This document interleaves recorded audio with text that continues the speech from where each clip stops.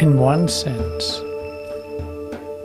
the ego's fear of the idea of God is at least logical,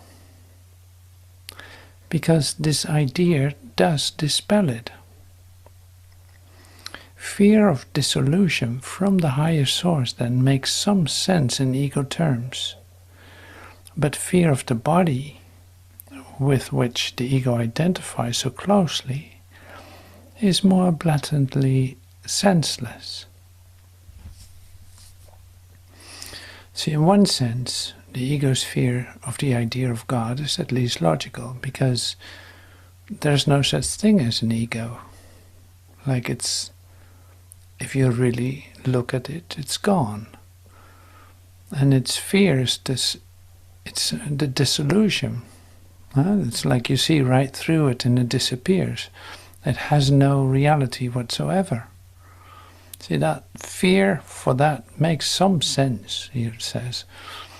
But the fear of the body, with which the ego identifies so closely, is more blatantly senseless. So it's like, why would you be afraid of the body?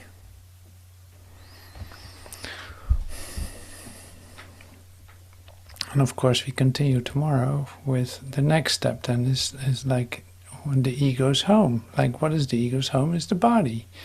It needs the body to prove itself alive, you could say.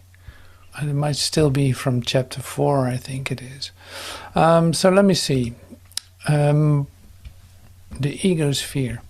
Like, the ego's fear is really to be compared with human fear, like your fear for, in fact, what happens when you when your ideas would dissolve, when your ideas are gone suddenly, what happens with you then? Because you identify with the ego and with your body. Now, when you experience a miracle, for instance, you shift, in fact, into invisibility. There's nothing to be seen, but there's something to be experienced. So there is nothing to be afraid of. It is just that in your dream you have, say, used the body to locate yourself, to identify with some object, with something, and look at it with eyes. Yeah? You look at your eyes, you have your playground with the body, with other bodies. So it's like your whole theater of existence is presented here.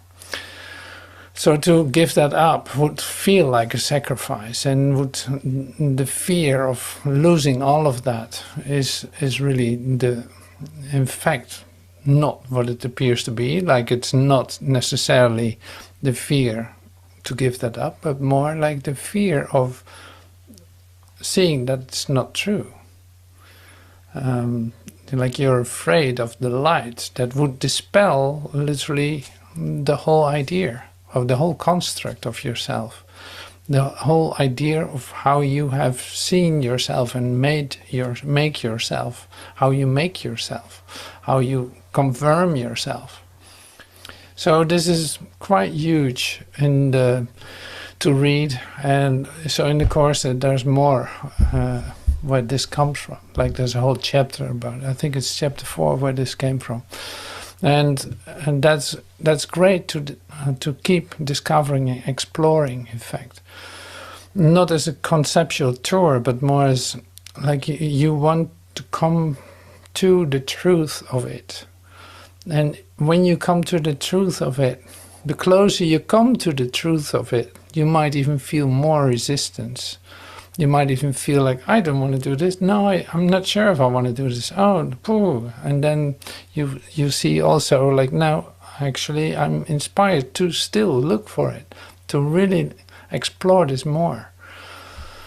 So that's all very, say, normal in the awakening process.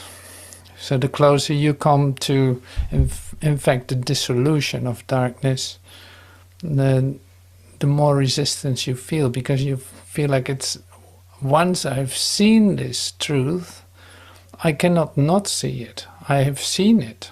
This is the thing. Like, whatever I tell you, that takes a moment to accept. But when you accept it, when you hear it, you cannot unhear it. You've heard it. So that puts you right in the place where you actually start to come to an acceptance of the idea. Since you cannot undo your hearing it, since you cannot do that, you might as well take another step in it and receive it and accept it and start to demonstrate it.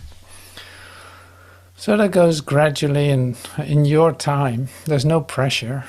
It happens in your time. Like, you are the determiner how fast this process goes.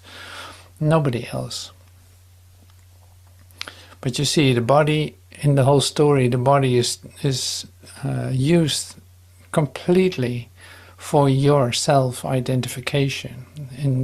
So you use everything for that. It doesn't matter in what state, in what occurrences are happening. Everything confirms your identification with the body, until you start to see through that and see that, no, that cannot be it. There's another way of looking at this. So all the things that I have ascribed to the body can change too. Now I want to experience that. Like, in other words, you might have many metaphysical teachings where they say, like, well, that has a reason why you are ill, or it's a lesson that you have to learn. I heard it this today too.